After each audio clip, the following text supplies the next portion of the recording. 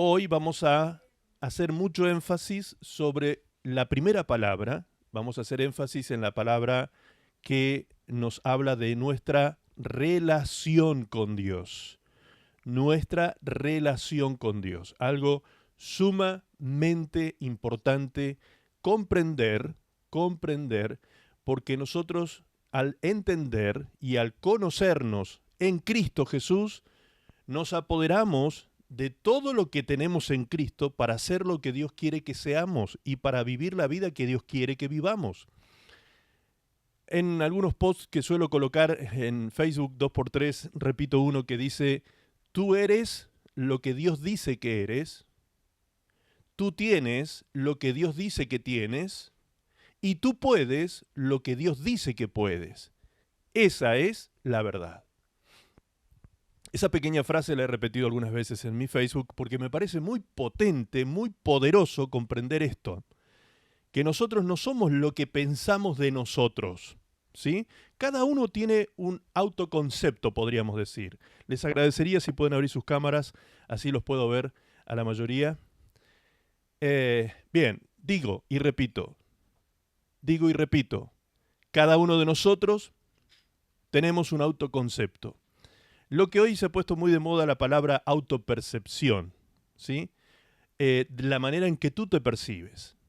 Y ese concepto que tú tienes de tu persona, de la manera en que tú te percibes, es la que tú crees que eres.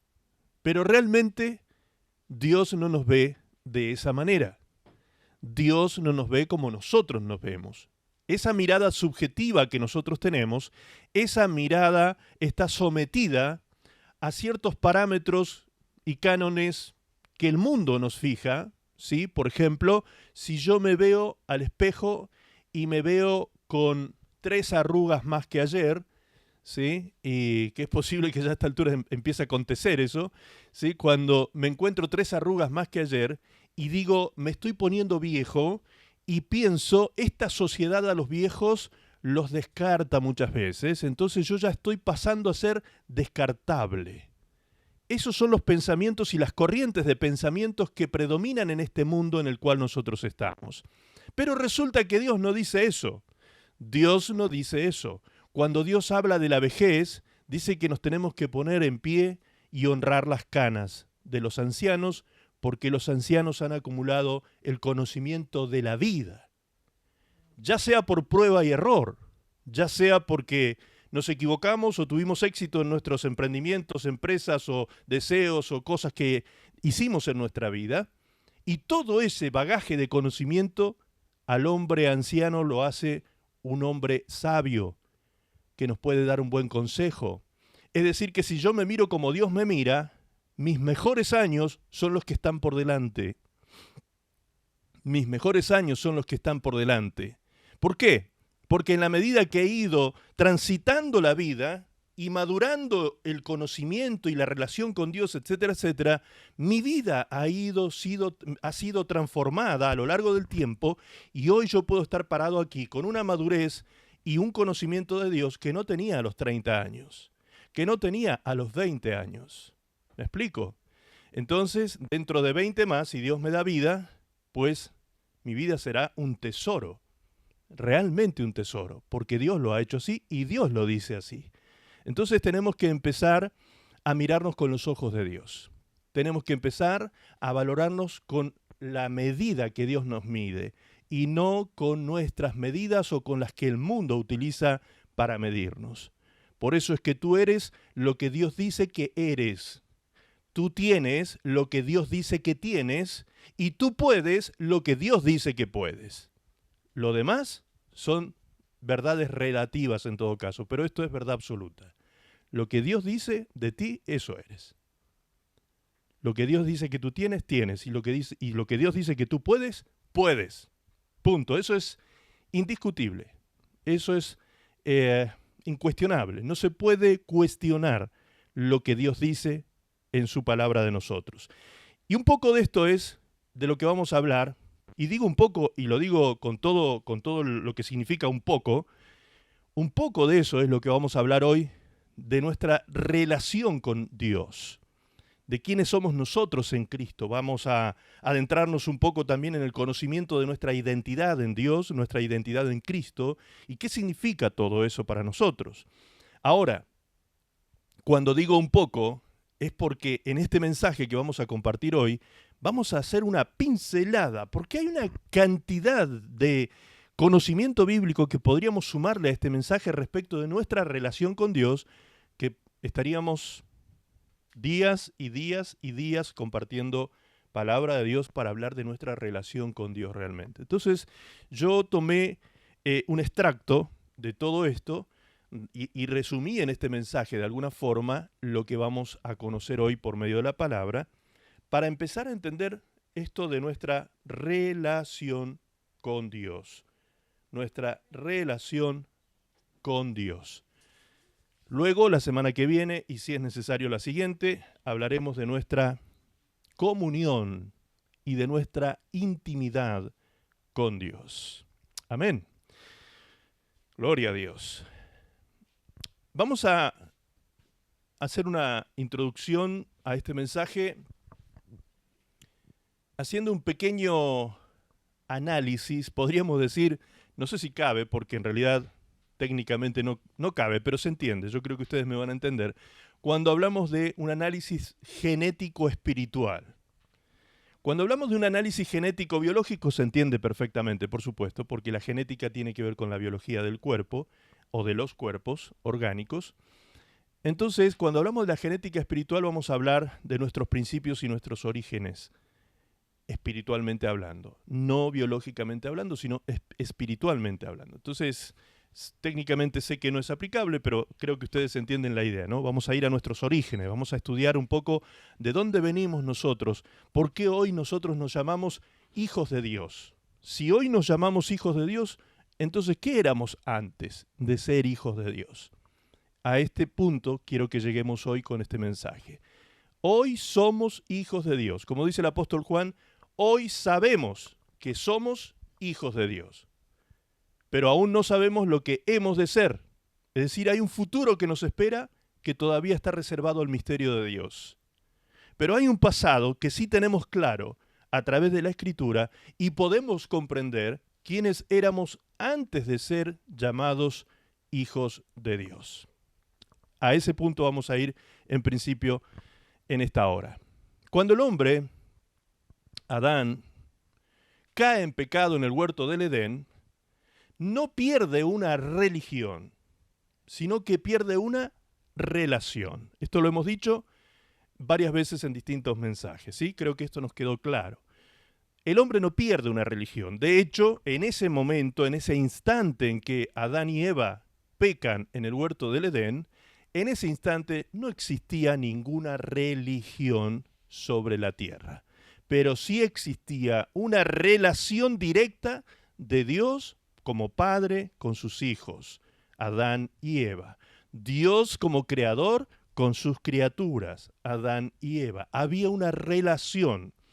Si Dios hubiese querido una religión para los hombres, lo primero que Él le hubiese enseñado a ellos es precisamente eso. Pero no, lo que Dios alimentó entre sus hijos y Él fue la relación. Y precisamente cuando el hombre cae en pecado, la relación fue la que se vio afectada. Amén. ¿Y por qué decimos que hijos de Dios, que aquellos eran hijos de Dios? Pues porque la palabra de Dios dice en Lucas 3:38, allí dice, podemos leer toda la genealogía, allí en Lucas, capítulo 3, toda la genealogía de Jesús, y al final, en este versículo 38, cuando va diciendo hijo de este, hijo del otro, este era hijo de tal y de tal, bien, aquí dice hijo de Enos, hijo de Set, hijo de Adán, es decir, va hacia atrás, ¿sí? Hijo de Enos, hijo de Set, hijo de Adán, hijo de Dios. O sea, se refiere a Adán como hijo de Dios. ¿Vieron? Se puede ver con claridad que se refiere al primer hombre que pisó la tierra como hijo de Dios. ¿Qué pasó cuando este hombre peca? Romanos capítulo 5, verso 12 dice, Por tanto, como el pecado entró en el mundo por un hombre, ¿quién era ese hombre? Adán. Y por el pecado entró la muerte. Así la muerte, que significa ¿qué cosa? La muerte, la palabra muerte significa separación, pasó a todos los hombres por cuanto todos pecaron.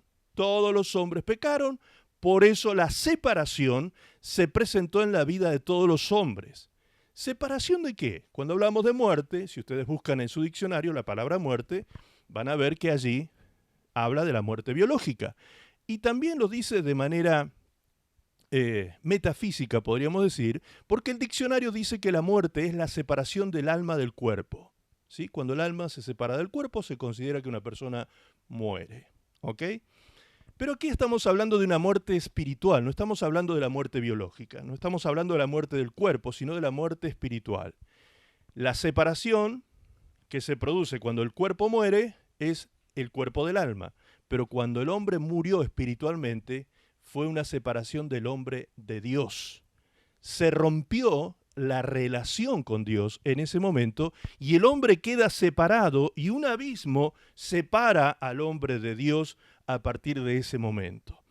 Romanos 3:23 dice, por cuanto todos pecaron, todos nosotros de todos los tiempos, los hombres de todos los tiempos, todos pecaron, todos están destituidos de la gloria de Dios. Ahí nos habla claramente, la destitución es esa separación de la cual estamos hablando. Hemos sido destituidos, expulsados, echados fuera del reino por causa del pecado que hemos practicado nosotros los seres humanos durante toda la vida.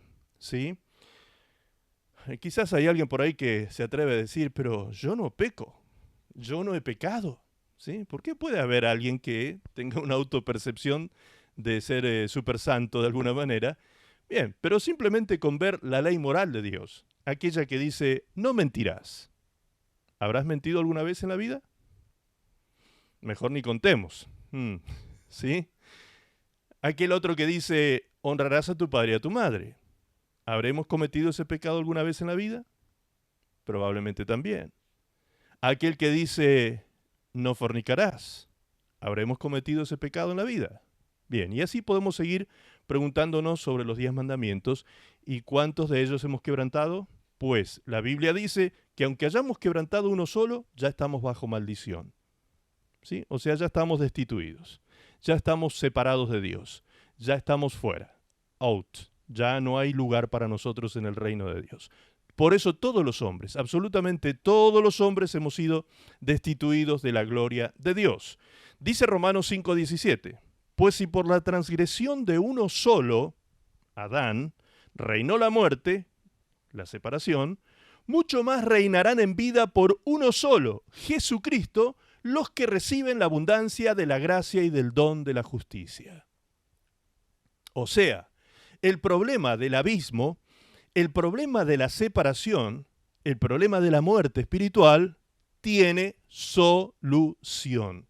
Y esa solución se llama Jesucristo, según este texto bíblico. Por un hombre entró la vida, el primer Adán, pero por el segundo Adán, así es como también se le denomina a Jesucristo, el segundo Adán, por este segundo Adán entró la vida eterna a nosotros los que estábamos muertos en delitos y pecados. ¿Me explico? Estamos entendiendo entonces, desde nuestros orígenes, cómo se fue dando la relación del hombre con Dios. Estábamos evidentemente en problemas, separados de Dios. Bien, cuando ya quedamos separados de Dios, ¿en qué nos transformamos? Si antes Adán era hijo de Dios y cuando peca y rompe su relación con Dios, ¿en qué queda transformado el hombre? ¿Sigue siendo hijo de Dios? ¿O cae de ese estado de gracia? Porque ser hijo de Dios precisamente es un estado de gracia. ¿Caemos nosotros de ese estado de gracia en aquel momento? Pues sí, toda la humanidad cayó de ese estado de gracia y todos quedamos destituidos de la gloria de Dios Y el manto de la condenación eterna vino a cubrirnos a toda la humanidad porque todos pecamos. No es por culpa de Adán solamente, sino que todos nosotros, desde que nacemos hasta que vamos creciendo y desarrollando nuestra vida, vamos cometiendo pecados. ¿Por qué? Porque el aguijón del pecado está en la carne del ser humano desde que nace hasta que muere, todo el tiempo. Yo no sé si ustedes se habrán dado cuenta, pero cuando el niño va creciendo y se va desarrollando, a los niños les es más fácil aprender a hacer picardías, les es más fácil aprender a manipular con el lloro, con el llanto, les es más fácil aprender a mentir. Hay niños que ni se arrugan para mentir. Y uno dice, pero ¿de dónde sacó esto este niño? ¿Cómo es posible que tenga ese histrionismo, esa capacidad de mentir y uno lo queda mirando a uno fijo a los ojos, como diciendo, te estoy diciendo la absoluta verdad? ¿Cómo es posible que un niño que es tan inocente, tan puro, de pronto manifieste la mentira a ese nivel? Pues eso es porque el aguijón del pecado está en nuestra carne desde que nacemos hasta que morimos. Entonces, es más fácil aprender a hacer lo malo, es más fácil, de hecho, lo malo ni siquiera se aprende, fluye lo malo, fluye de dentro nuestro. Jesús dijo que del corazón del hombre fluye el pecado, fluye el adulterio, fluye la mentira, el robo, el hurto, todo fluye de dentro nuestro, del corazón del hombre fluye la maldad. Pues entonces, estamos en problema todos los hombres. Primera de Corintios, capítulo 2, versículo 14, nos dice claramente, pero el hombre natural no percibe las cosas que son del Espíritu de Dios, porque para él son locura, y no las puede entender porque se han de discernir espiritualmente. En cambio, el hombre espiritual juzga todas las cosas, pero él no es juzgado de nadie. ¿Sí? Cuando habla aquí de juzgar tiene que ver con analizar todas las cosas también. Ahora, entonces, claramente aquí ya la palabra de Dios establece una diferencia entre dos tipos de hombres. Está el hombre natural y está el hombre espiritual, ¿sí? En ese estado de hombre natural, antes de conocer a Cristo, estamos hablando de el hombre que cayó en Edén, cae de su estado de gracia y pasa a ser un hombre natural. Ese hombre natural es un hombre inteligente que manifiesta cierta sabiduría, es un atributo transferible de Dios que le transfirió al hombre a su creación y que el hombre se queda, pero se queda con esa inteligencia luego caída de la gracia de Dios, es decir, pierde la santidad. Entonces, esta inteligencia espiritual que manifiesta el hombre natural tiene ciertas características. ¿Con qué tipo de sabiduría entonces nos movíamos en ese tiempo como hombres naturales? Antes de Cristo, ¿sí? Santiago 3.15 dice en la NTV, pues la envidia y el egoísmo no forman parte de la sabiduría que proviene de Dios. Dichas cosas son terrenales, puramente humanas y demoníacas. Qué tremendo, ¿no? Esta es la sabiduría que el hombre sin Cristo, el hombre natural, manifiesta. Vamos a leerlo en la PDT, otra versión bíblica, y fíjense qué claridad tiene esta versión. Dice, esa no es la clase de sabiduría que viene del cielo, refiriéndose a la envidia, refiriéndose al egoísmo y esos sentimientos tóxicos, sino que eso es terrenal, producto de la mente. ¿Qué mente? Del hombre natural. Producto de una mente natural, es decir, una mente que cayó del estado de gracia que tenía cuando era hijo de Dios. Y luego dice, aunque en realidad viene del demonio. O sea que la naturaleza del hombre natural es una naturaleza terrenal, carnal en ese sentido, carnal y diabólica. Es decir, muchas cosas que el hombre vive, las vive por la influencia del mundo espiritual que lo rodea y le influye en su mente o induce en su mente pensamientos de pecado y de maldad todos los días de su vida al hombre natural. Este es el estado en que vive el hombre natural. Eso quiere decir entonces que estas personas que están en estado natural están obedeciendo a un espíritu que opera sobre sus vidas. Ustedes habrán escuchado orar muchas veces en los tiempos de oración que los hermanos que han aprendido sobre esto atan al hombre fuerte que opera contra o sobre una persona. El hombre fuerte es el espíritu que domina a otros, gobierna a otros espíritus que vienen en contra de una persona a destruir esa vida. Efesios capítulo 2, verso 2 dice, vivían en pecado, refiriéndose a los hombres naturales, a las personas que estaban sin Cristo. Aquí se está refiriendo a nosotros, que antes de Cristo vivíamos en pecado, igual que el resto de la gente, y escucha lo que dice ahora, por favor ahí al pie lo pueden ver, obedeciendo al diablo. ¿Se da cuenta lo que dice ahí el texto bíblico? Esto es palabra de Dios, esto no es un invento de hombres, de místicos, no, esto es la realidad pura de cómo el hombre natural en este mundo, el hombre sin Cristo, el hombre terrenal, el hombre que está caído de aquella gracia inicial en el huerto del Edén, está en ese estado, está obedeciendo al diablo, el líder de los poderes invisibles de del mundo invisible, quien es el espíritu que actúa. Fíjese lo que hace ese espíritu, actúa en el corazón de los que se niegan a obedecer a Dios. ¿Te das cuenta ahora por qué hay personas que cuando tú le hablas de Dios se ponen como puercoespín, paran las púas y se ponen como locos y se manifiestan extraños? Y tú dices, ¿pero qué le pasa si le estoy hablando de algo tan bonito como Dios? Bien, lo que pasa es que dentro del corazón de esa persona es posible que ya esté tomado ese corazón por este espíritu que lo lleva a obedecer su voz y lo lleva al pecado, que lo destruye, lo mata finalmente y lo separa eternamente de Dios. Ese es el trabajo del enemigo, ese es el trabajo del hombre fuerte que opera en los hombres naturales, ¿sí?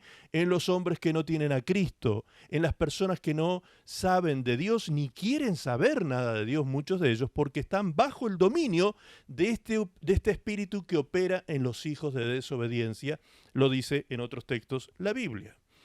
Bien, entonces, ¿en qué podemos nosotros ahora diferenciar a los hijos de Dios de los que obedecen al diablo? Todavía no le voy a poner título a estas personas, pero ahora vamos a leer un texto que le va a poner un título a las personas que están en estado natural y que se entregan a la práctica del pecado. No todos los naturales, pero la gran mayoría se entregan a la práctica del pecado. Hay gente que está en estado natural y son moralistas. Tienen ciertos valores y principios, se han criado en un ámbito moral, muchas veces religioso inclusive, y esos dogmas, podríamos decir, o ese sistema de creencia que opera en la mente de esta persona no le permite entregarse del todo al pecado. Pero eso no quiere decir que no peque, sino que no se entrega del todo. Pero hay quienes practican el pecado y se regodean en él, se entregan a la práctica del pecado, y esas personas llegan a tener una filiación, y ahora ya estamos hablando otra vez de relación. Dijimos al principio del mensaje que lo que el hombre perdió con Dios cuando cae en pecado, ¿qué fue lo que perdió? ¿Una religión? No, lo que perdió fue una relación. Bien, aquí vamos otra vez a volver a la palabra relación, la relación filial que tiene el hombre natural con ese mundo que estábamos hablando recién, guiado por este personaje llamado Diablo. Primera de Juan 3:8. Primera de Juan, capítulo 3, versículo 8, dice: el que practica el pecado es ¿de quién es? Del diablo. El que practica el pecado es del diablo, porque el diablo peca desde el principio. Para esto apareció el Hijo de Dios, Jesús, entre paréntesis, para deshacer las obras del diablo. Para esto apareció Jesús, para deshacer al pecado y todo lo que el diablo ha querido producir en nuestras vidas.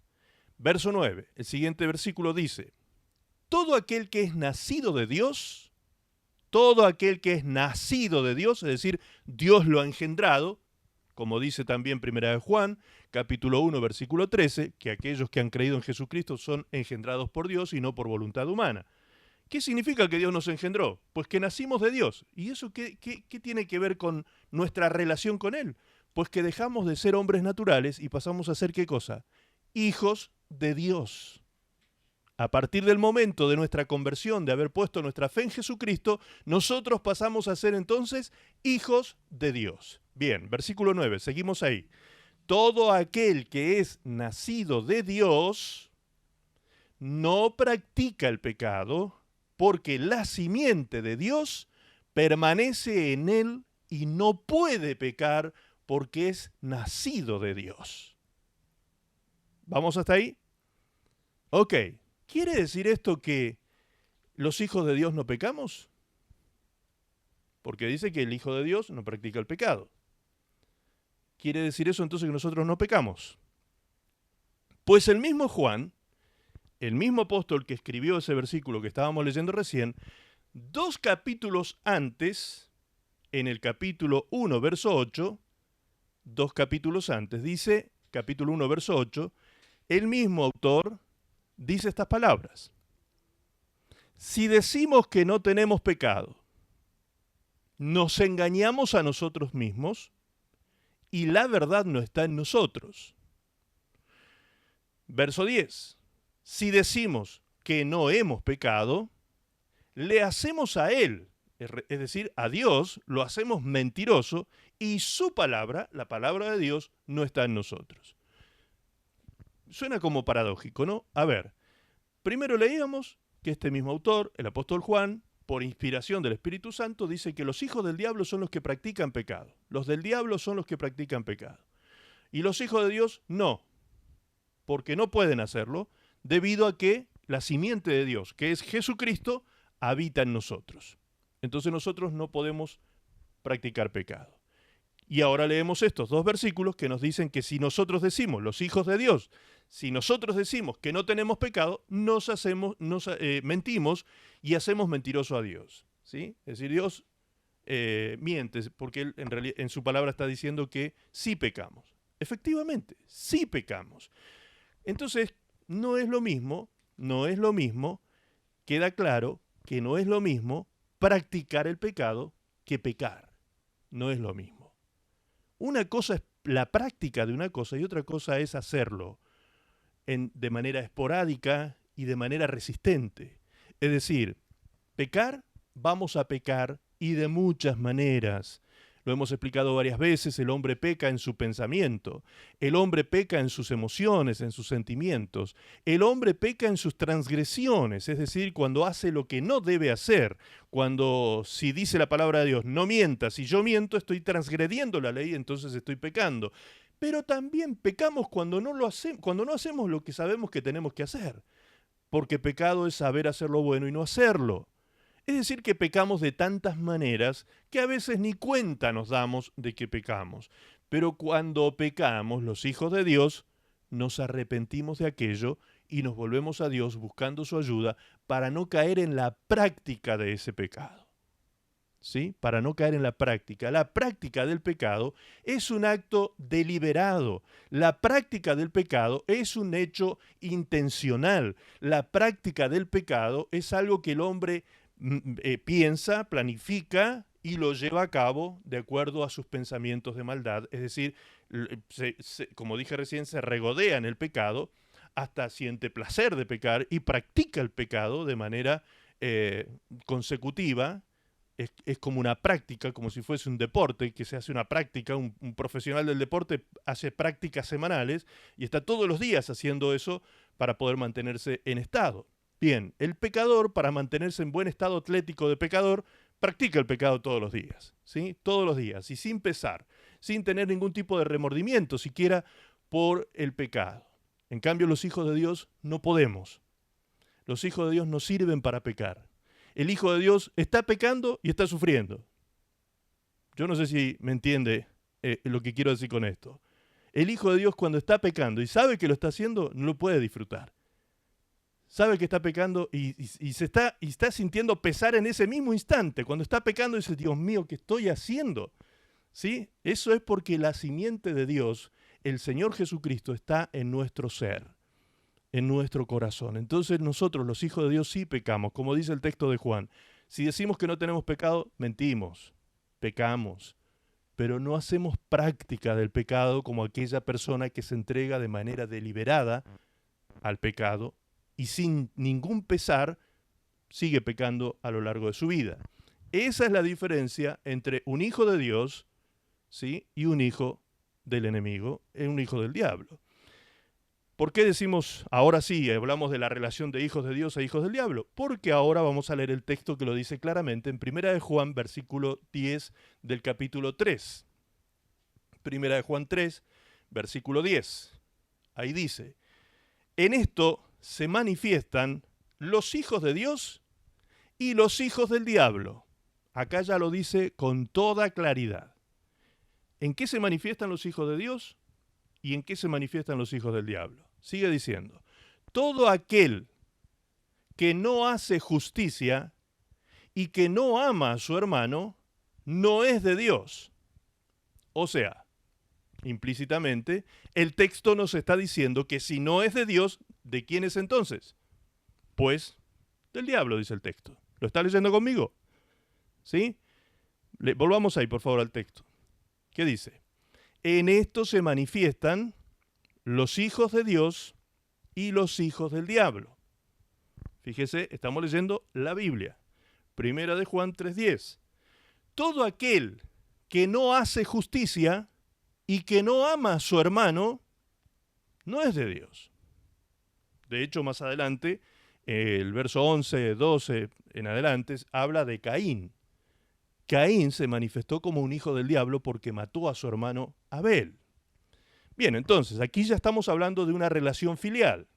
Si no es de Dios, ¿de quién es? Pues del diablo.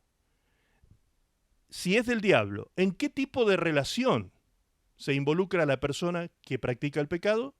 En una relación de hijo, porque dice que los hijos del diablo son los que se manifiestan de esta manera, haciendo injusticia y odiando a sus hermanos. ¿Vamos claros hasta ahí? Ahora vamos a leer Efesios 2:1, un párrafo largo que nos va a hablar de todo esto que hemos venido desarrollando. Este párrafo lo dice todo. Todo esto que hemos venido desarrollando, Pablo, el apóstol, nos deja claro aquí lo que éramos, lo que somos, lo que está sucediendo en nuestra vida y lo que sucedía antes. Dice Efesios 2:1, antes ustedes estaban muertos. ¿Cómo estábamos nosotros? Muertos. No estábamos muertos biológicamente, sino espiritualmente. Dice que estábamos muertos a causa de su desobediencia y sus pecados. Antes ustedes estaban muertos a causa de su desobediencia y sus muchos pecados. Vivían en pecado igual que el resto de la gente, obedeciendo ¿a quién? Al diablo. El líder de los poderes del mundo invisible, quien es el espíritu que actúa en el corazón de los que se niegan a obedecer a Dios. Todos vivíamos así en el pasado. O sea, aquí nadie puede ser juez de nadie, ni nadie puede apuntar a nadie, ni nadie puede acusar con una medida moralista a nadie, porque todos los que estamos aquí y todos los del resto del mundo vivíamos así en el pasado, vivíamos en el pecado. Todos los cristianos me refiero. Siguiendo los deseos de nuestras pasiones y las inclinaciones de nuestra naturaleza pecaminosa, por nuestra propia naturaleza éramos objeto del enojo de Dios igual que todos los demás. Qué terrible eso, hermanos.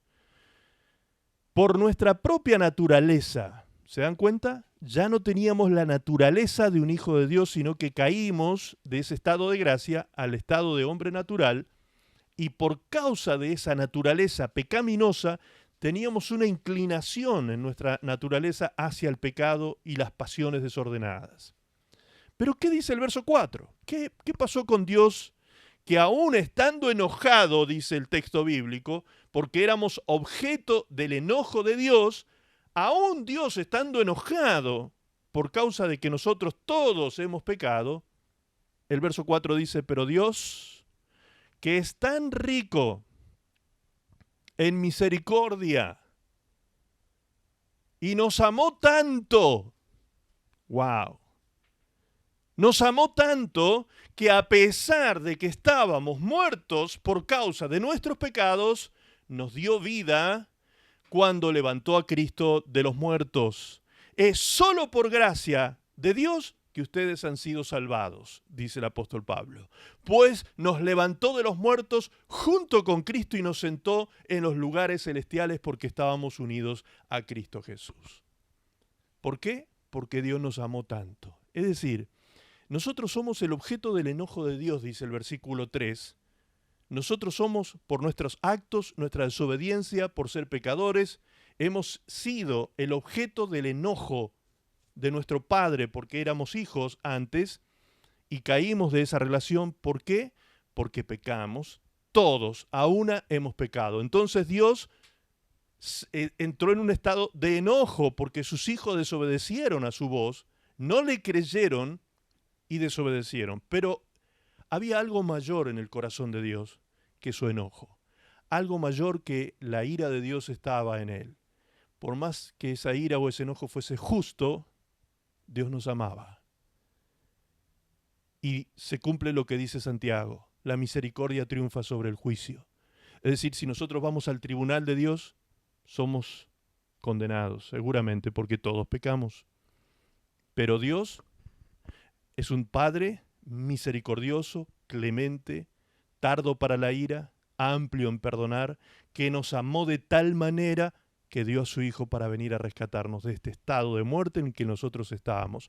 Nosotros estábamos muertos. Por lo tanto, nada podíamos hacer por nosotros mismos. ¿Qué puede hacer un muerto por sí mismo? Nada.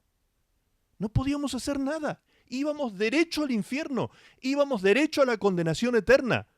Esa era nuestra dirección hacia el futuro que nos esperaba. Y aún Dios, estando molesto y enojado por esto, dijo: yo amo a mis hijos, amo mi creación, amo al ser que creé, para tener con él una relación de padre a hijo. El verso 7 dice: de modo que en los tiempos futuros Dios puede ponernos como ejemplo de la increíble riqueza de la gracia y la bondad que nos tuvo, como se ve en todo lo que ha hecho por nosotros que estamos unidos a Cristo. Se ve en nosotros, los que estamos unidos a Cristo, esa gracia y esa gran bondad que Dios ha tenido para con nosotros. Dios los salvó, dice el verso 8, por gracia. ¿Cuándo? Lea por favor ahí. ¿Cuándo nos salvó Dios por gracia? Cuando creímos. Cuando creíste, el día que creíste, ese día Dios trajo su gracia y su bondad sobre tu vida, te salvó, te perdonó tus pecados, te justificó, te regeneró, te llenó de su Espíritu Santo. Dios te adoptó nuevamente porque te dio a su Espíritu que clama en ti: Abba, Padre. Te adoptó como su hijo, como su hija en ese momento. ¿Lo merecíamos? No. ¿Podíamos hacer algo por tener esa gracia en nuestra vida? No. Estábamos muertos en delitos y pecados. Y encima, aquel que nos podía ayudar estaba enojado con nosotros. Estábamos en verdaderos problemas, ¿eh? Eso sí que es tener problemas. Que se enoje el diablo contigo, no pasa nada, hermano. Pero que se enoje Dios contigo, ay, ay, ay. Ay, ay, ay, si Dios se enoja con nosotros. Horrenda cosa es caer en las manos de un Dios vivo, dice la palabra de Dios. Horrenda cosa es caer en las manos de un Dios vivo. Sin embargo, el amor de Dios es tan grande, es tan ilimitado, es tan inentendible. Ese es el amor que supera todo entendimiento. Ese es el amor que se da de manera incondicional. Sabiendo Dios que no podía ponernos condiciones, más que decirnos que creamos y punto. Cree solamente. Cree solamente. Y mi amor se derramará en tu vida y traerá bondad, misericordia y salvación. Por eso dice el verso 8, Dios los salvó por su gracia cuando creyeron. Ustedes no tienen, fíjense cómo dice el texto bíblico, me encanta cómo queda claro ahí, de esta manera dice: ustedes no tienen ningún mérito en eso. Ustedes no tienen ningún mérito en eso. La salvación es por gracia mediante la fe. Por eso dice que es un regalo de Dios. La salvación es un regalo de Dios que tú la recibes solo por creer. Tú no tienes que hacer ningún mérito. Tú no vas a llegar al cielo el día que mueras. No te vas a presentar en las puertas del cielo diciendo: yo merezco entrar en este lugar. Porque te van a sacar corriendo de allí. ¿Sí? Nadie merece entrar en ese lugar. Absolutamente nadie merece entrar. Los que entramos por la puerta, por la puerta celestial, esa puerta para entrar se llama Jesús. Jesús dijo, yo soy la puerta, yo soy el camino, yo soy la vida, yo soy la verdad. El que por mí entrare, hallará la vida. Él es el único. No hay otro, no hay más, no hay ninguno que pueda ser mediador entre Dios y los hombres. Solamente Jesucristo, hombre. Amén. Bien, repasemos por favor. Si podemos ahí poner al pie Efesios 2.1, ¿qué decía? Antes ustedes estaban muertos. ¿Cómo estábamos? Muertos, en delitos y pecados. Verso 2. Vivíamos en pecado obedeciendo al diablo. Esa era nuestra realidad antes de conocer a Jesús. Efesios 2.3, ¿qué dice? Siguiendo los deseos de nuestras pasiones, siguiendo la inclinación de nuestra naturaleza pecaminosa. Y éramos, ¿qué cosa? El objeto del enojo de Dios. Qué terrible realidad. Bien, sigamos desglosando estos pasajes. El capítulo 2, verso 4 dice, pero Dios, ¿vieron cuando les digo, cada vez que ustedes leen un para o un pero, frenen ahí un poquito porque hay una revelación tremenda. Pero Dios, ese pero es maravilloso, pero Dios, a pesar de eso, esto es lo que está queriendo decir ese pero Dios, a pesar de eso, nos amó tanto que a pesar de que estábamos muertos, nada podíamos hacer por nosotros mismos. Como dijimos, a pesar de que no podíamos hacer nada por nuestra salvación, nos dio vida cuando levantó a Cristo de los muertos. Por eso es que el Evangelio tiene el poder que tiene de transformar, de salvar y demás, porque Cristo resucitó y nosotros fuimos resucitados en el Espíritu juntamente con Él. Eso es lo que hace la diferencia, la resurrección, no solo la muerte, sino la resurrección de nuestro Señor Jesucristo. Es solo por gracia, dice el verso 4, solo por gracia de Dios que ustedes han sido salvados. Verso 6 dice, nos sentó con Él en lugares celestiales porque estábamos unidos a Cristo Jesús. ¡Wow! ¿Dónde estabas sentado antes de estar sentado en lugares celestiales? Estabas sentado en la más cochina miseria del pecado. Estabas sentado en la inmundicia. Estabas sentado en la injusticia. Estabas sentado con los escarnecedores y los burladores. Estabas sentado con aquellos que practicaban pecado. Allí estábamos sentados, todos nosotros, antes de conocer a Cristo Jesús. Pero en el momento en que nosotros creímos en Él, Dios nos cambió de estado y nos sentó en lugares celestiales, juntamente con Cristo Jesús. Qué maravilla, amados. Qué maravilla, qué tremendo lo que Dios ha hecho por nuestras vidas. Efesios 2.6 dice, nos sentó con Él en lugares celestiales porque estábamos unidos a Cristo Jesús. Y el verso 7 dice, de modo que en los tiempos futuros, hoy más que nunca, Dios puede ponernos como ejemplo de la increíble riqueza de la gracia y la bondad. Así dice el texto bíblico. Llega a ser increíble la gracia y la bondad de Dios que se manifiesta en nuestras vidas. Y dice, como se ve en todo lo que ha hecho por nosotros que estamos unidos a Cristo Jesús. Como se ve en todos nosotros. Todos los hijos de Dios que hemos sido receptores de la gracia divina. Todos los hijos de Dios que hemos creído. Atención, hemos creído.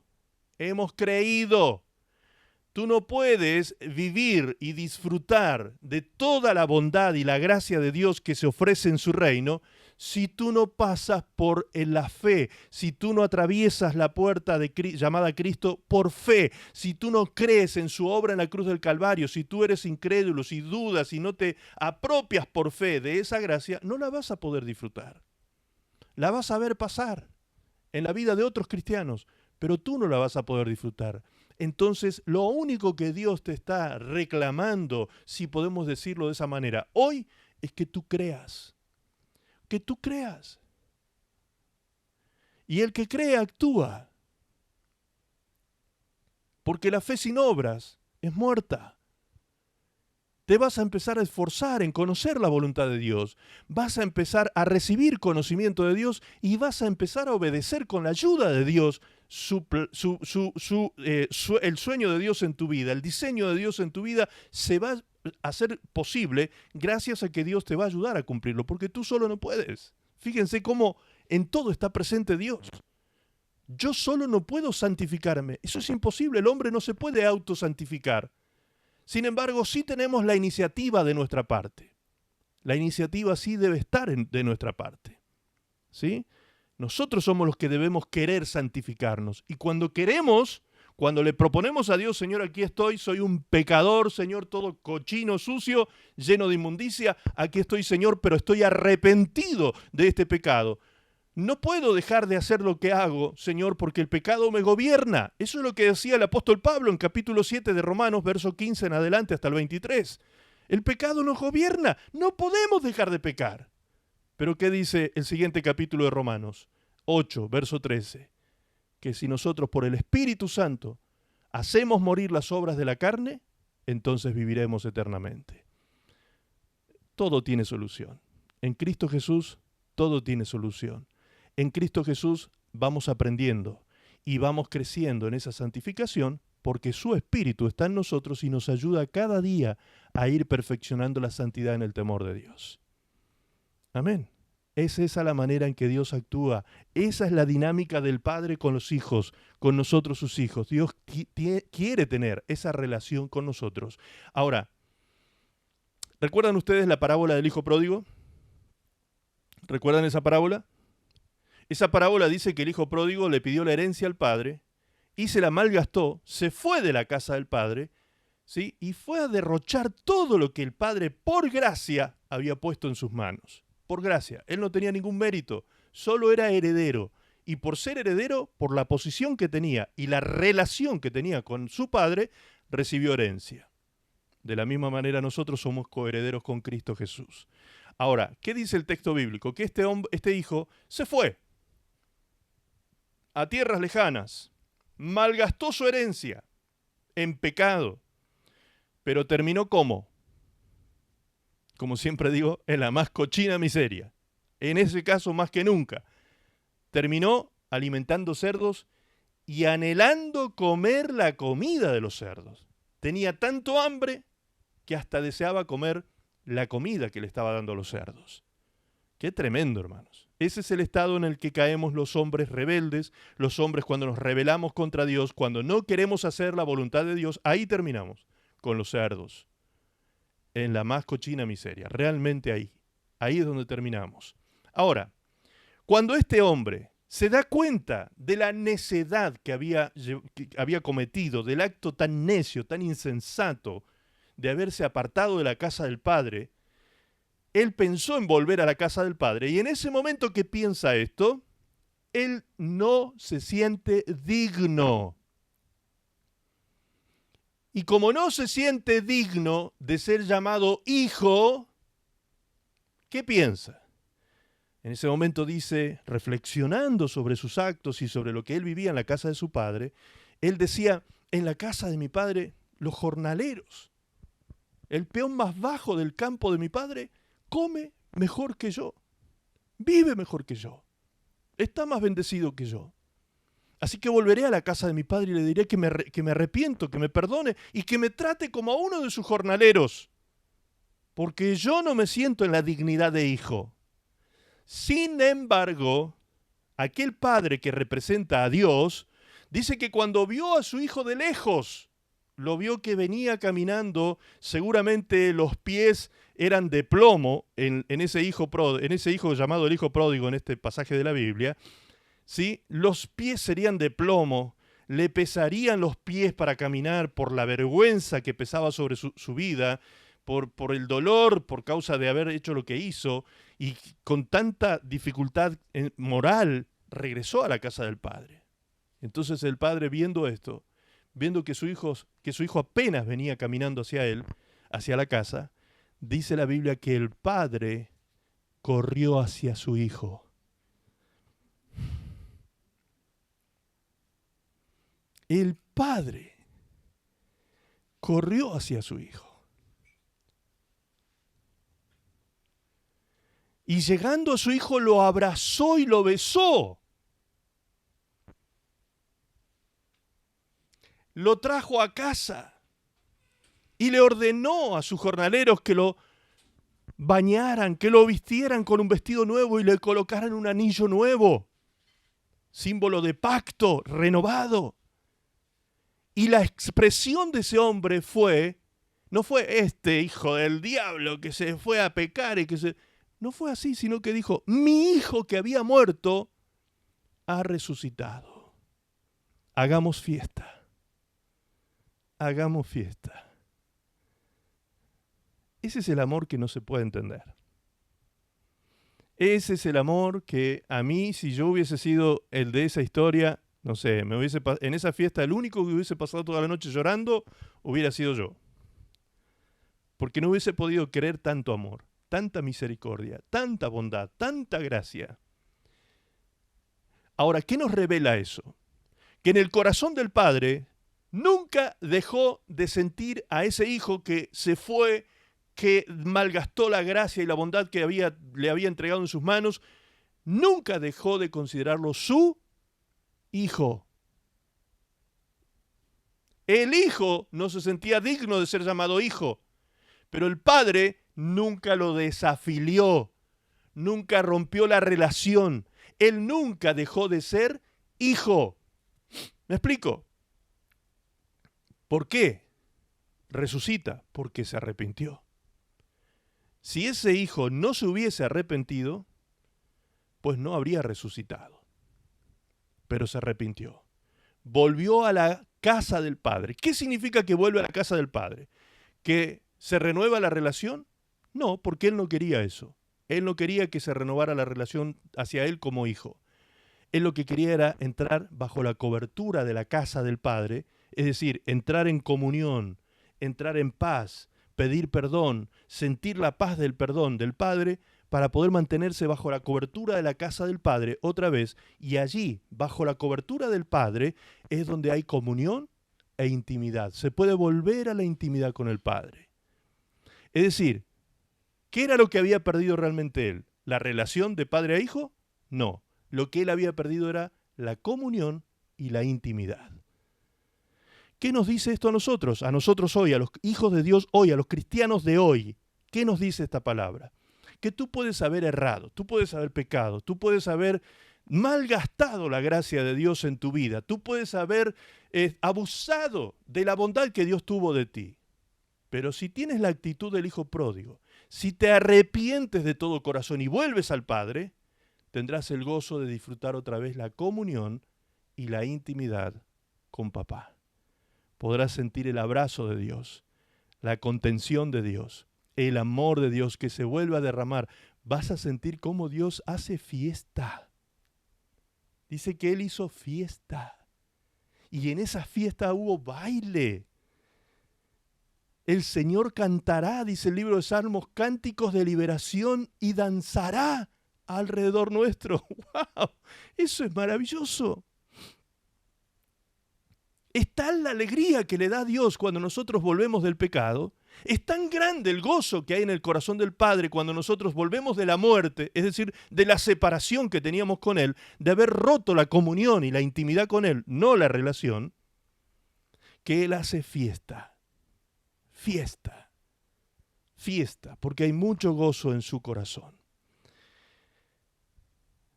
2:8 de Efesios dice, Dios los salvó por su gracia, subrayo, cuando creyeron. Cuando creíste, recibiste la gracia. ¿Qué me cuentas? ¿Hay que hacer algún pacto, pagar algún precio, donar algún dinero, ofrendar algún dinero? ¿Hay que hacer una peregrinación? ¿Hay que hacer un sacrificio? ¿Hay que ayunar? No, solo tienes que creer. Solo tienes que creer. Por eso es que el texto bíblico dice que es casi increíble. O sea, ¿cómo es posible? Si lo justo es que Dios nos parta con un rayo por haber sido tan pecadores. Sin embargo, Él dice no. Solo tienes que creer. Nada más que eso. Solo tienes que creer. Marcos 1:14. Allí Jesús lo dijo con toda claridad. Lo dijo con toda claridad. Después que Juan fue encarcelado, Jesús vino a Galilea predicando el Evangelio, es decir, las buenas noticias. Evangelio, de evangelión en griego, que significa buenas nuevas o buenas noticias. Las buenas noticias del reino de Dios. Diciendo, el tiempo se ha cumplido y el reino de Dios se ha acercado. Arrepentíos y creed en el Evangelio. Solo eso. Arrepentimiento, metanoia en griego, ¿qué significa? Cambio de mente, cambio de opinión respecto de el pecado y respecto de Dios. Lo que antes amabas, ahora lo aborreces. Lo que antes aborrecías, ahora lo amas. Cambia nuestra naturaleza, porque Cristo entra en nuestro corazón. Juan 1:12 dice, mas a todos los que le recibieron, a los que creen en su nombre, fíjense, creer en su nombre, en el nombre del Hijo de Dios, en el nombre de Jesús, les dio potestad de ser hechos hijos de Dios. A partir de ese momento tú dejas de ser hombre natural y pasas a ser hombre espiritual. La versión PDT dice, pero a los que lo aceptaron y creyeron en él, les dio el derecho de ser hijos de Dios. Cambiamos nuestro estado y nuestra relación filial. Dejamos de ser hijos del diablo y pasamos a ser hijos de Dios. Dejamos de ser hombres naturales y diabólicos y pasamos a ser hombres espirituales considerados hijos de Dios. ¿Habrá algún amor más grande? ¿Habrá alguna gracia más grande? ¿Habrá alguna bondad más grande que esta? Cuando tú no podías hacer nada por ti mismo porque estabas muerto, Dios tuvo misericordia y te amó tanto que dio a su Hijo para que todo esto acontezca. Miren, si solamente hubiera ocurrido esto, si solamente hubiese ocurrido esto, de pasar de este estado al otro, de ser hecho hijo de Dios, con eso nos podríamos dar nosotros por satisfechos. Pero, ¿qué más se puede decir en cuanto a nuestra relación con Dios? ¿Habrá algo más que se pueda decir? Aparte de ser hijos de Dios, ¿hay algo más que somos? Prepárese para anotar. Prepárese para anotar. Se lo voy a leer rápidamente. ¿Habrá algo más que somos? Allí Tani ya escribió un libro, Tani, ya viene escribiendo todo el mensaje. Bien, tome nota. Número uno, dijimos que somos hijos de Dios. Partimos de ahí, Juan 1:12. Número 2, en 2 Corintios 5:20 dice que somos embajadores de Cristo. Número 3, 1 Corintios 6, verso 19 al 20 dice que somos templo del Espíritu Santo. Número 4, Mateo 5:14 dice que somos luz del mundo. Mateo 5:13 dice que somos sal de la tierra. Filipenses 3:20 dice que somos ciudadanos del cielo. Ciudadanos del cielo. Romanos 8:17 dice que somos coherederos con Cristo. Es decir, la misma herencia, que es todo, porque el Padre le entregó todo a Jesús. Todo lo que Jesús tiene es una coherencia con nosotros. Nosotros heredamos esa herencia junto con Él. 1 Pedro 2:9 dice que somos sacerdotes reales. Esto que estoy leyendo, amados, ahora, que les estoy mencionando ahora, es lo que yo les dije al principio del mensaje. Tú eres lo que Dios dice que eres. Tú tienes lo que Dios dice que tienes. Y tú puedes lo que Dios dice que puedes. Punto. Le guste a quien le guste. Esta es la verdad absoluta. Tú eres sacerdote real. Ay, pero ¿qué voy a ser sacerdote real si tengo tanta falla en mi vida? Por supuesto, ya entendimos, pecas, pero estás en el camino de la santificación. Tú no te puedes entregar al pecado. Tú tienes el arrepentimiento permanente en tu corazón y estás creciendo en santidad. Pero eso no te quita el título que Dios te puso. No te quita esa relación que tienes con Dios. Eres un hijo de Dios que está en proceso. Pero tú ya eres todo esto. Ya eres. 1 Pedro 2:10 dice que eres pueblo de Dios. Juan 15:15 dice que eres amigo de Cristo. Hebreos 2:11 dice que eres hermanos, somos hermanos en Cristo. Segunda de Corintios 5:17 dice que somos nuevas criaturas.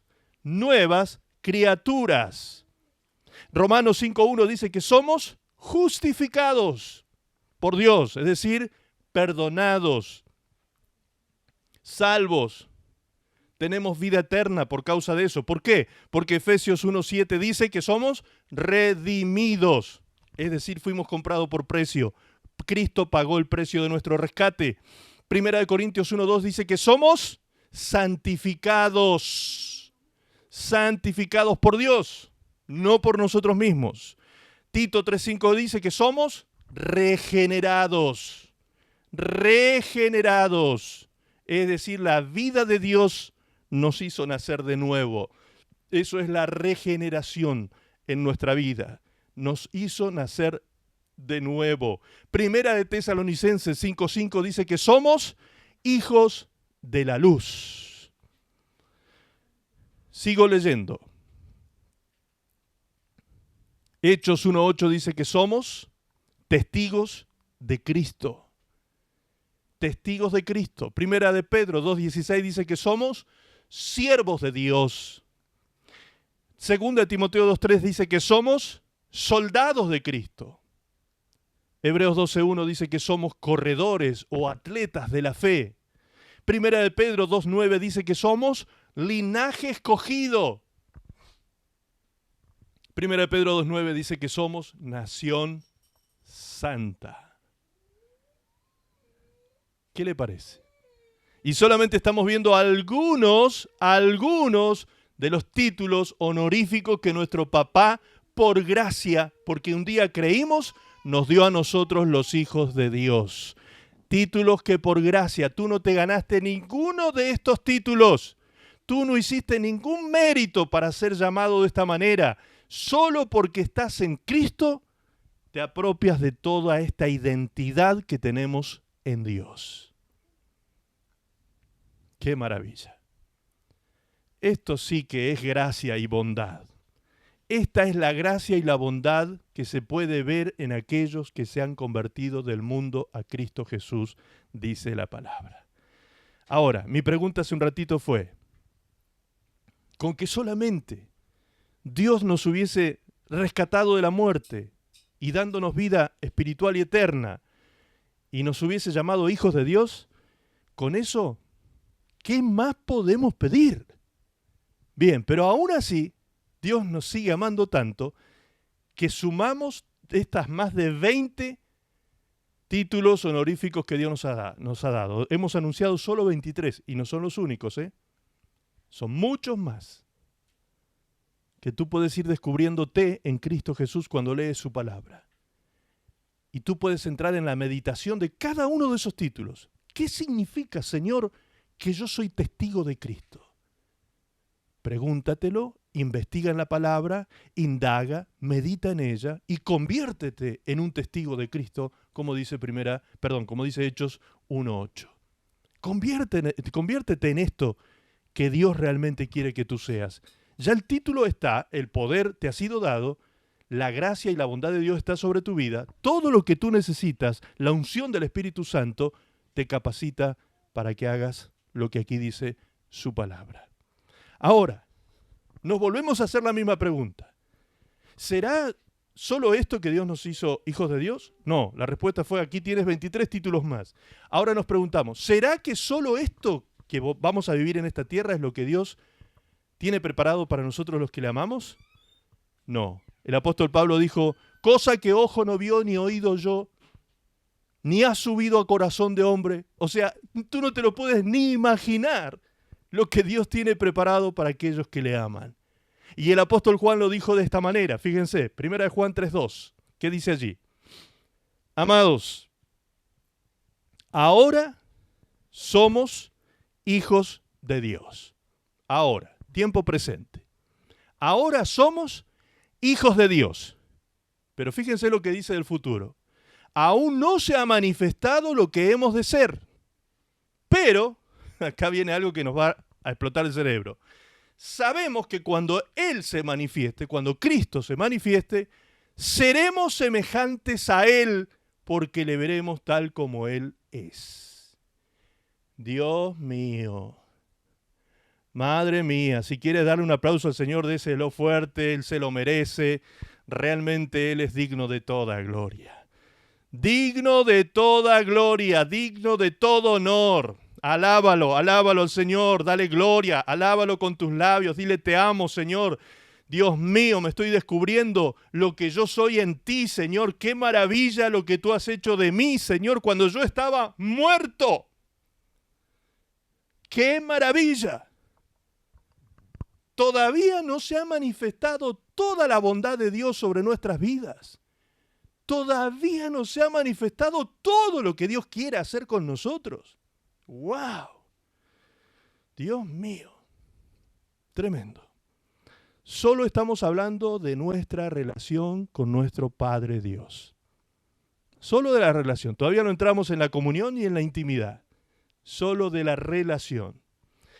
Desde el momento mismo que el hombre rompe su relación con Dios por la desobediencia y pierde su relación con Él como Padre, el mismo hombre se pierde por consecuencia.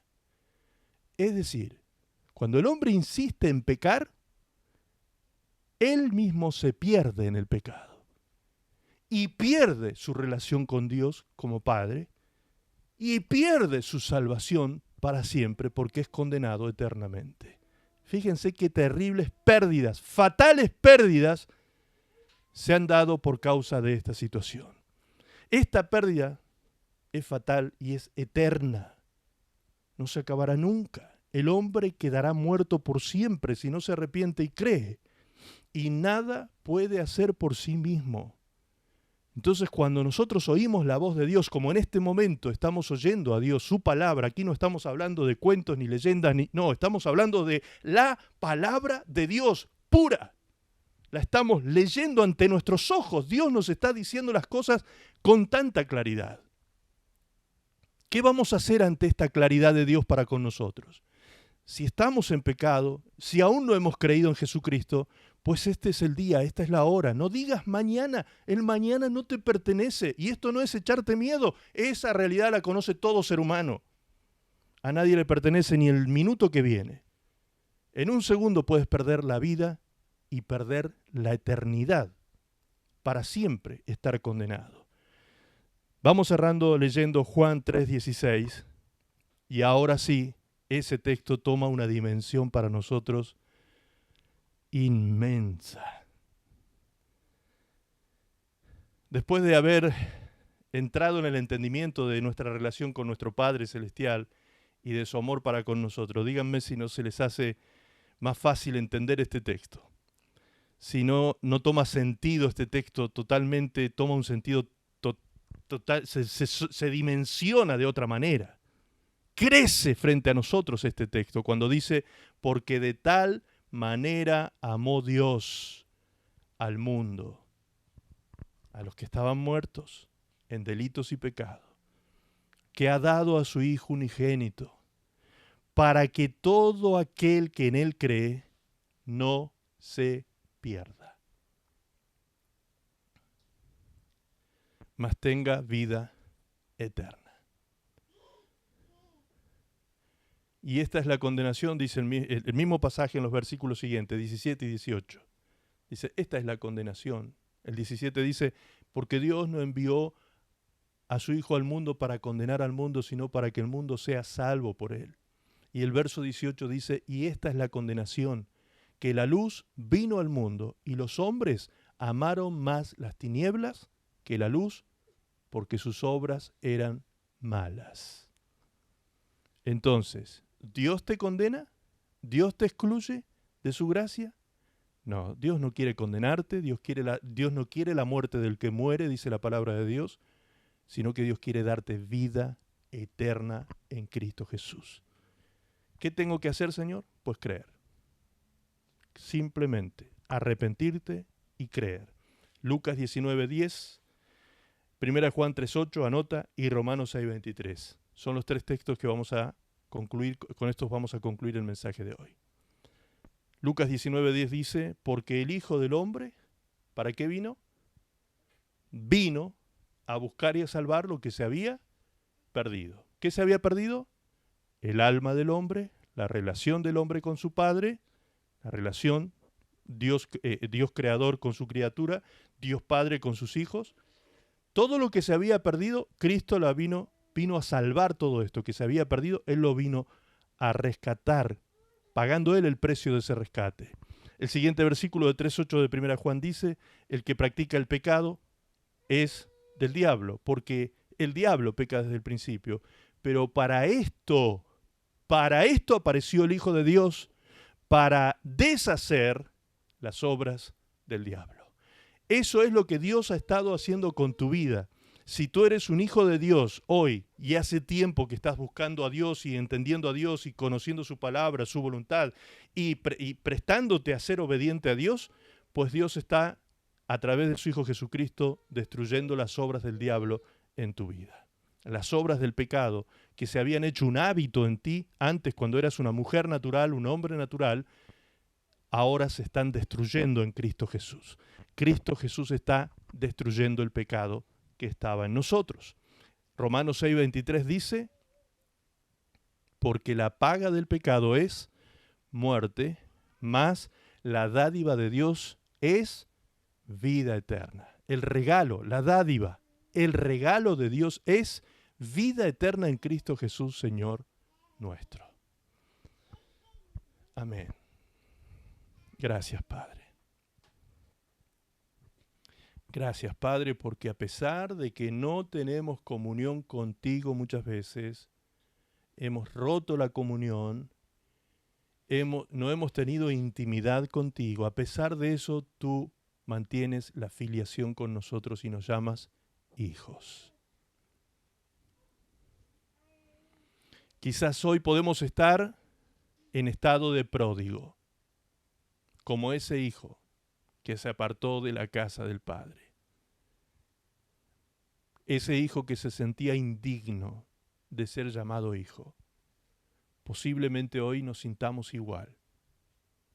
Pero el Padre, si te ve volver significa conversión. Si tú te conviertes a Él. Volvernos a Dios es la conversión. Si tú te conviertes a Él y decides regresar a la comunión en la casa del Padre, con el Padre, así tengas pies de plomo para caminar y la vergüenza no te deje caminar hacia Dios, a pesar de la indignidad que pueda haber en tu corazón y en tu mente, en tus pensamientos y sentimientos, vas a ver a Dios corriendo hacia ti, yendo a buscarte, te abrazará sin ningún juicio sobre tu vida, sin ninguna condenación, te abrazará sin reproches, te abrazará y te besará. Te hará entrar otra vez a casa, a la comunión con Él.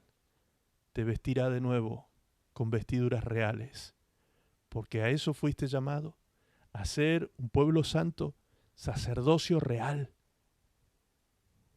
Te vestirá con un nuevo anillo, renovando su pacto contigo. Y no te reprochará, sino dirá, mi hijo, que había muerto, ha resucitado. Hagamos fiesta. Aleluya.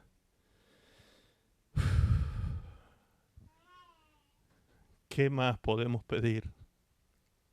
¿Qué más misericordia y bondad podemos pedir? No se puede entender su gran amor. No se puede entender tanto amor para con nosotros. Pero así te ama papá. Así nos ama papá. Así nos ama. Así nos ama papá. ¿Te das cuenta por qué tú no debes tratarte de la manera que te has tratado? Aún siendo hijo de Dios, muchas veces te subestimaste, te bajaste el precio, muchas veces te autocondenaste, te autorrechazaste, muchas veces cometiste el error de mirarte al espejo con tus propios lentes y no con los lentes de Dios.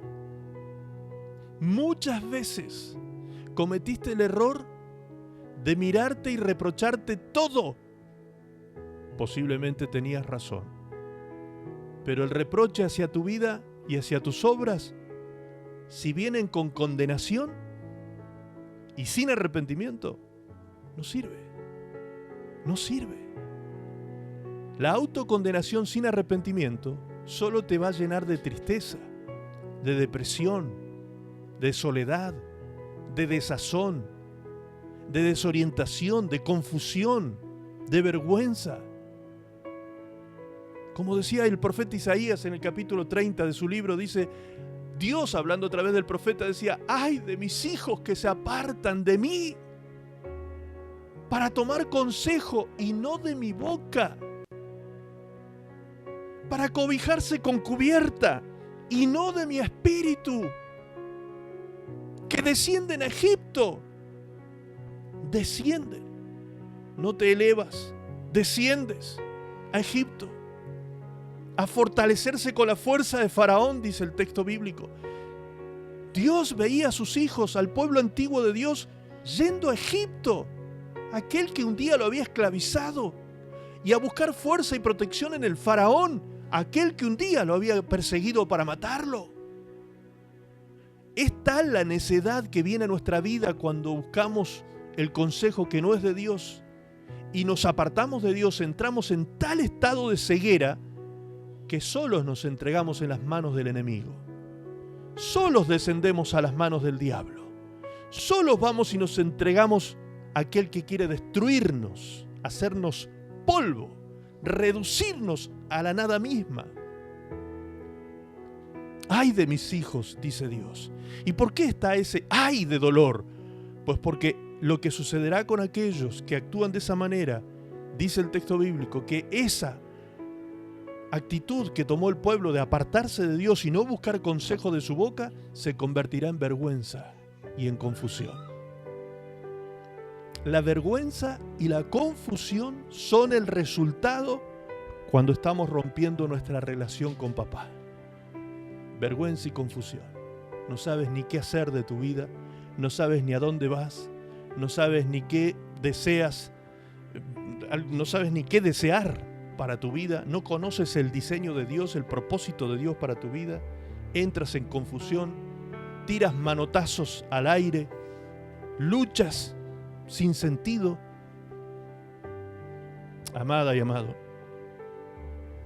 ¿por qué estar en ese estado cuando papá nos ama tanto? ¿Por qué estar en ese estado? ¿Por qué?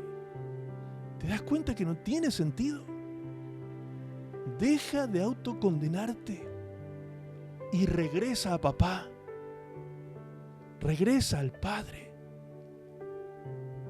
Terminando esto, no tienes nada más importante que meterte en tu cuarto, cerrar tu puerta, como dice Mateo 6:6, y hablar con tu Padre que está en secreto. No tienes nada más importante que eso hacer hoy después de este mensaje. Habla con tu Padre que está en secreto y Él te recompensará en público. Te lo puedo asegurar. Te lo puedo asegurar. Hace 37 años que lo vengo comprobando. Desde que Cristo me encontró, perdido, muerto, y me resucitó y me dio vida juntamente con Él. Oremos a Dios, dando gracias por esta palabra que nos direcciona hacia Él en esta tarde. Padre bueno, Eterno Dios de amor y de misericordia. Hoy nos llenamos la boca con estas palabras. Eterno Dios de amor y de misericordia, porque tú eres amplio en perdonar nuestros pecados, grande en misericordia, que renuevas todas las mañanas tus misericordias. Son nuevas cada mañana, porque sabes de nuestra naturaleza caída desde aquel día en el huerto. Pero hoy, como hijos de Dios y como templos del Espíritu Santo, tenemos al Espíritu de Cristo en nosotros para destruir la obra del pecado que nos carcomió como un cáncer nuestra vida espiritual. Hoy te decimos, Padre, perdona nuestras iniquidades, perdona nuestros pecados, perdona nuestras rebeliones y límpianos, Señor, de toda maldad. La sangre de Cristo está viva, vigente, para seguir limpiándonos de ese pecado que nos asedia. Señor, límpianos y llénanos de tu Espíritu Santo,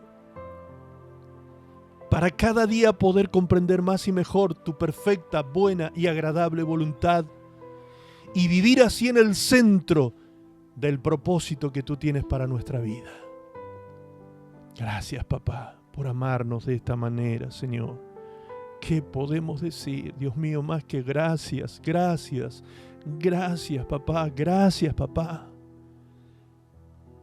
Nuestros pecados están delante de nosotros todos los días y nos afrentan, nos avergüenzan nuestros pecados, Señor.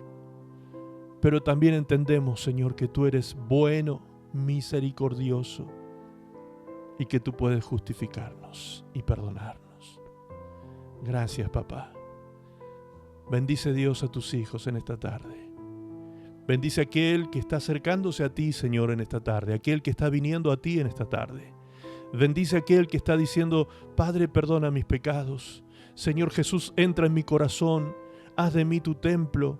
Señor Jesús, creo en tu obra en la cruz del Calvario. Espíritu Santo, ven y lléname. A todos aquellos que están haciendo esta oración, Padre, bendícelos con esa increíble bondad y misericordia, como decía el texto bíblico que leíamos. Bendícelos, muestra tu bondad, muestra tu amor, muestra tu gracia, muestra tu misericordia sobre todos tus hijos en esta tarde, sobre todas tus hijas aquí presentes. Derrama tu gracia, Señor. Dios mío, abre nuestro entendimiento para que podamos comprender la altura, la profundidad y la anchura de tu gran amor por nosotros, Señor. Bendice a tu pueblo, Padre.